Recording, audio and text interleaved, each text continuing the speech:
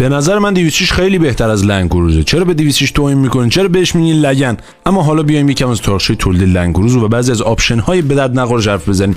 داستان تولید برمیگرده به دعوای آمریکا و ژاپن وسط درگیری این دو کشور. تو جنگ جهانی دوم ژاپن یه جیپ به غنیمت گرفت، همونو برداشت کلا مهندسی معکوس کرد تا اولین لند کروز متولد بشه.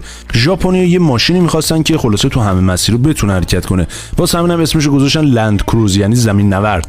در حال حاضر هم پرطرفدارترین خودروی منطقه خاورمیانه است. حتی ما ایرانی‌ها بهش میگیم حضرت.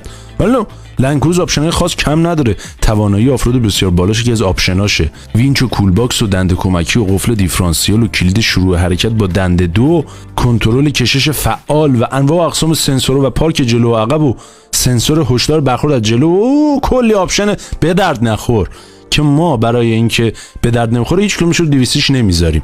یه آپشن به درد نخور دیگه هم داره که با فشردن یه دکمه خود ماشین اگه جای گیر کرده باشه